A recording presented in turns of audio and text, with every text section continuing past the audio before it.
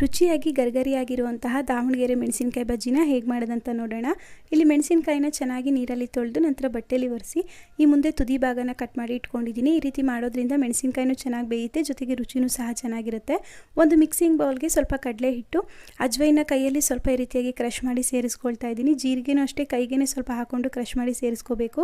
ರುಚಿಗೆ ಎಷ್ಟು ಬೇಕಾಗುತ್ತೆ ಅಷ್ಟು ಉಪ್ಪನ್ನ ಸೇರಿಸ್ಕೊಂಡು ಸ್ವಲ್ಪ ಸೋಡಾನ ಸೇರಿಸ್ಕೊಳ್ತಾ ಇದ್ದೀನಿ. ಇದಿಷ್ಟನ್ನು ಸೇರಿಸ್ಕೊಂಡು ಚೆನ್ನಾಗಿ ಮಿಕ್ಸ್ ಮಾಡಿ 1-2 ಟೇಬಲ್ ಸ್ಪೂನ್ ಆಗುವಷ್ಟು ಬಿಸಿಯಾಗಿರುವಂತಹ ಎಣ್ಣೆನ ಸೇರಿಸಿ ಒಂದ್ಸಲ ಚೆನ್ನಾಗಿ ಮಿಕ್ಸ್ ಮಾಡ್ಕೊಂಡ್ಬಿಟ್ಟು ಸ್ವಲ್ಪನೇ ನೀರನ್ನ ಸೇರಿಸಿ ಇದನ್ನ ಬಜ್ಜಿ ಹಿಟ್ಟಿನದಕ್ಕೆ ಕಲಿಸ್ಕೋಬೇಕು. ಹಿಟ್ಟಿಗೆ ಬಿಸಿ ಎಣ್ಣೆ ಸೇರಿಸಿರೋದ್ರಿಂದ ಅಕ್ಕಿ ಹಿಟ್ಟೇನು ಸೇರಿಸೋದು ಬೇಡ, ಬಜ್ಜಿ ಗರಿಗರಿಯಾಗಿನೇ ಬರುತ್ತೆ. ನೀವು ಎಣ್ಣೆ ಬದಲಾಗಿ ಅಕ್ಕಿ ಹಿಟ್ಟನ್ನು ಸಹ ಸೇರಿಸ್ಕೋಬಹುದು. ಈಗ ಮೆಣಸಿನಕಾಯಿನ ಮಧ್ಯೆ 2 ಬೆರಳಲ್ಲಿ ಈ ರೀತಿಯಾಗಿ ಇಟ್ಕೊಂಡು ನಾನು ತೋರಿಸೋ ರೀತಿ ಕಡಲೆ ಹಿಟ್ಟಲ್ಲಿ ಅದ್ದಿ ಎಣ್ಣೆಲಿ ಬಿಟ್ಟರೆ ನಮಗೆ ದಾವಣಗೆರೆ ಬಜ್ಜಿ ಯಾವ ರೀತಿಯಾಗಿ ಒಂದು ಸೈಡ್ ಮಾತ್ರ ಕಡಲೆ ಹಿಟ್ಟಿರಲ್ಲ ಅದೇ ರೀತಿನೇ ಬರುತ್ತೆ. ನೋಡಿ, ಎಣ್ಣೆಗೆ ಹಾಕಿನೂ ಸಹ ತೋರಿಸ್ತಾ ಇದ್ದೀನಿ. ಎಣ್ಣೆ ಹದವಾಗಿ ಚೆನ್ನಾಗಿ ಕಾದಿರಬೇಕು. ಈಗ ಎರಡೂ ಸೈಡ್ ಈ ರೀತಿ ಬ್ರೌನ್ ಕಲರ್ ಬರೋವರೆಗೂ